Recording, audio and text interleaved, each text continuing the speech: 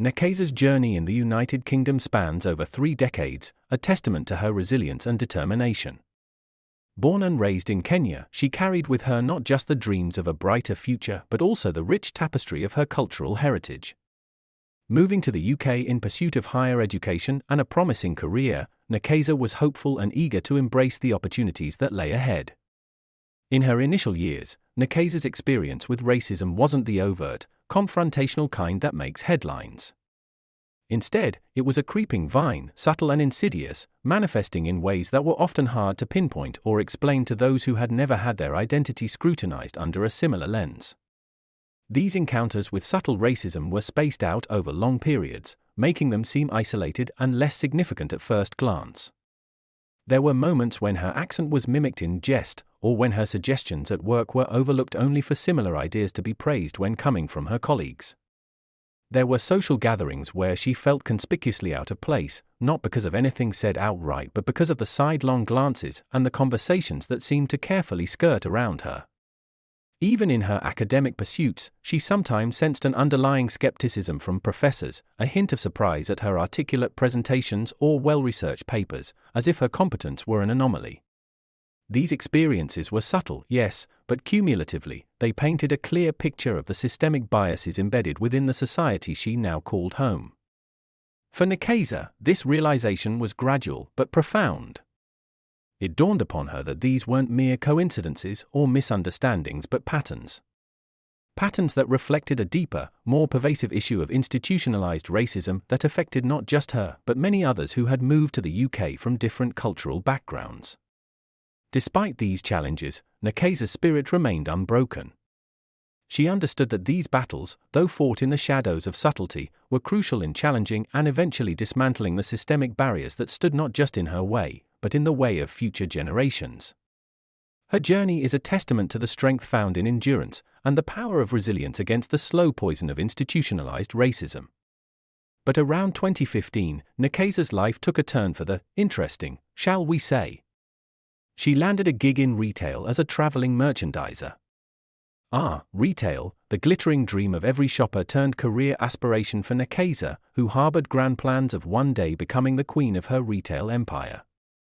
Initially, things seemed peachy, but it wasn't long before the veil lifted, revealing the not-so-pleasant company she kept. Riding the same transport with some of these characters was like being in a sitcom where you're the only one not in on the joke.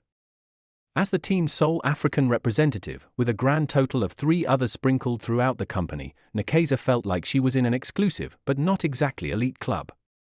Complaints to the office about her living situation, featuring a roommate who apparently mistook their shared space for the set of a reality dating show, fell on deaf ears. Her circle of friends within the company, bless their souls, tried to offer their sympathies. Walk into a room, and suddenly, it's like she'd flipped the awkward switch on.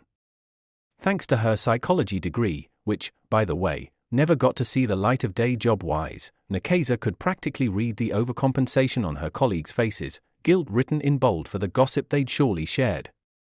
Then there were the ghosts, those who'd mastered the art of looking through her. Sure, most of the management seemed okay, if you squinted hard enough. Yet, there were a couple of rogue managers playing favorites with the bullies, assigning her Herculean tasks as if she were auditioning for a role in Greek mythology. Lucky for her, she had a small band of merry men and women who'd sneakily merge their tasks with hers, turning the impossible into the just about manageable. One sunny day, craving a dose of vitamin D, Nekesa almost became the involuntary audience to a roast in her honor, her colleagues' less than flattering tribute to her heritage. Among the gems was a witty commentary about her supposed aquatic journey from Africa to Europe. The humorist in question might have a future in stand-up if that whole empathy thing doesn't work out. Nekesa, master of the high road, chose to spin on her heel and leave them to their echo chamber of ignorance, their words never quite reaching their intended target. In the grand comedy of errors that was her workplace, Nekesa learned the fine art of selective hearing, turning obliviousness into an armor. Her journey wasn't just about retail anymore, it was about navigating the choppy waters of workplace dynamics with a smirk, ready to prove the naysayers wrong one impossible task at a time. After soaking up all the retail wisdom she could, and dodging a fair share of workplace absurdities, Nekesa finally waved goodbye to her life as a traveling merchandiser. She secured a position as an administrative assistant in a field she had previously worked in, armed with a new level of confidence and a slightly battered shield against workplace tomfoolery. Nekesa thought she had left the realm of bullies and covert racism for good. The first 2 years were like a workplace honeymoon. Colleagues were friendly, tasks were challenging yet rewarding, and the coffee machine never once broke down. It was office utopia. But as with all good sitcoms, the plot thickened. Once the position she had filled so gracefully came to an end, she found herself catapulted into a new team. And oh, what a grand entrance it was, straight into the fiery pits of administrative hell. It seemed her new managers had taken a peculiar interest in her, deciding that autonomy was overrated and Nekesa's decisions were better off in their hands. They conducted an orchestra of decisions around her, consulting every Tom, Dick, and Harry, provided they were Caucasian, leaving Nekesa out of the loop like last season's fashion. As if playing a twisted game of corporate musical chairs, Nekesa was shuffled from one team to another, often finding out about her new role at the same time the rest of the company did. There was, however, one particular team, the stuff of legends, whispered about in hushed tones around the water cooler. The managers had been attempting to recruit Nekesa into this elite squad for 2.5 years, using tactics ranging from sweet-talking to thinly veiled threats of unemployment. Nekesa's response? A resolute no, thank you. She harbored a suspicion that this team was less a team and more's team absolutely not. The mere thought of joining was enough to make her consider the merits of joblessness. After all, unemployment seemed a small price to pay for maintaining one's sanity and dignity. In this ever-evolving saga of workplace dynamics, Nekesa stood her ground with a mix of determination and a dash of humor. She learned to navigate the tumultuous waters of her new teams with the grace of a sitcom protagonist, facing each absurd new challenge with a roll of her eyes and a well-timed quip. As the managers continued their attempts to pigeonhole her into their plans, Nekesa crafted her own narrative, one where her decisions, autonomy, and resilience were the driving force, leaving the audience in suspense for what her next move would be. In the bizarre world that is corporate life during the peak of COVID-19, Nekesa found herself unwittingly cast in a workplace drama that would make even the most seasoned sitcom writers blush. Picture this: one ordinary day, under the sterile fluorescence of office lighting, Nekesa discovered that her job had been magically reassigned to a Caucasian lady. This lady, let's call her a lady refusal, had turned her nose up at the prospect of joining one of the office's less desirable sectors. And just like a poorly executed game of musical chairs, Nekesa found herself catapulted into the very team she had been dodging for 2 years. It was an impressive feat, really, considering others had been given the luxury of choice and had promptly declined. Suddenly, Nekesa's mental health began to mimic the stock market during a crash, plummeting. Heeding her doctor's advice, she took some time off, a period she used not just for rest, but to channel her inner legal eagle, thanks to her previous stint at a law firm. Armed with the might of meticulous record-keeping, Nekesa turned every communication into an email, crafting a paper trail so extensive it could rival the Great Wall of China. Upon her return, she enlisted the aid of the union only to find their level of assistance was akin to bringing a rubber knife to a gunfight, utterly useless. However, hope glimmered in the form of one benevolent manager, a beacon of competence in a sea of managerial mediocrity. The manager delegated my move to another manager.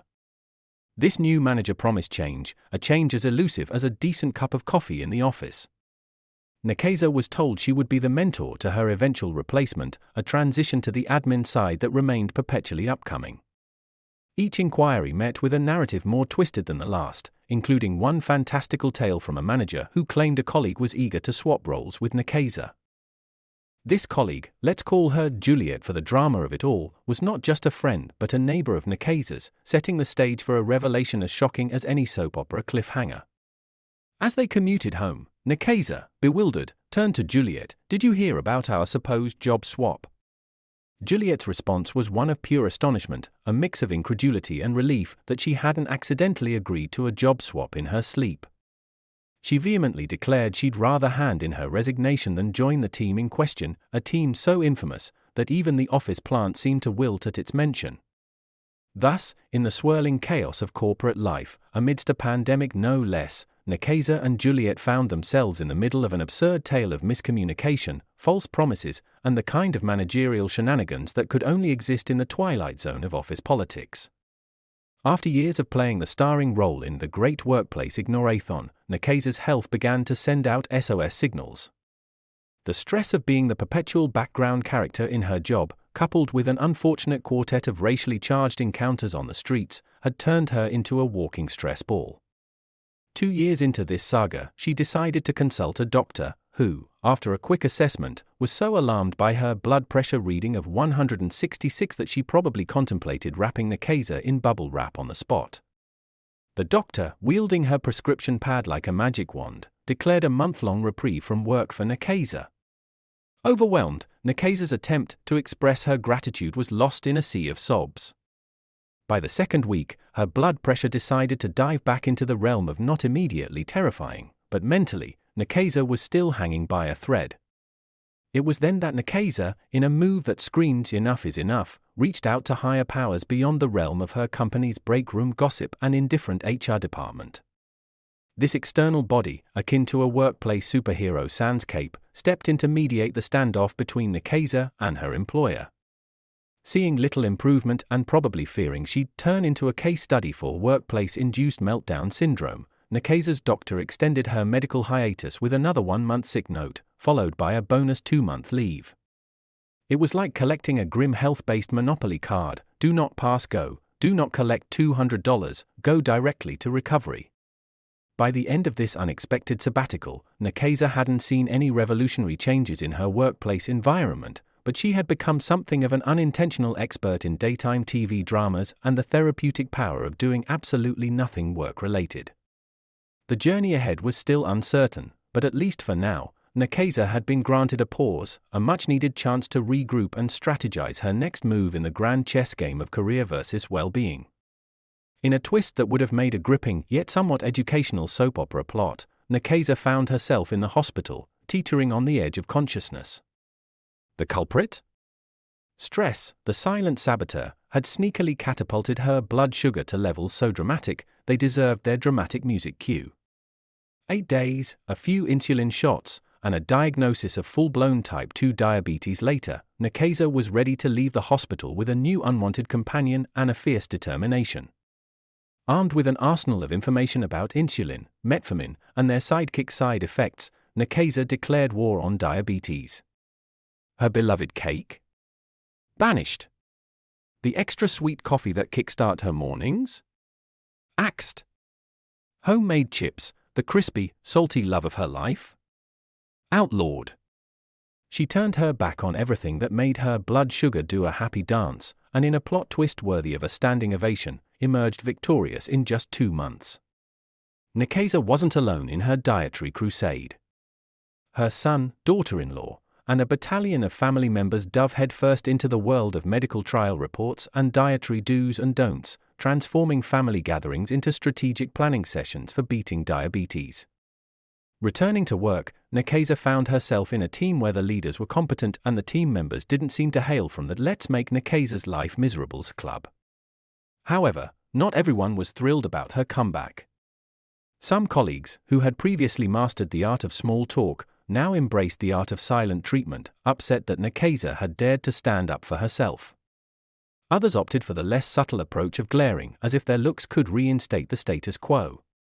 But through it all, her true friend stood by her, a reminder that not all workplace relations had to be as complicated as a daytime TV drama. Nekesa's takeaway from this saga? As an African in her workplace, the unspoken rule seemed to be to accept discrimination with grace and never, under any circumstances, stand up for oneself. But just like her battle with diabetes, Nekesa proved she wasn't one to follow such scripted narratives. Instead, she rewrote the script, standing up for herself, and in doing so, challenged the status quo, with or without the support of her fair-weather colleagues. Thank you for tuning in. Please remember to subscribe, like, comment and share. See you next week with another story.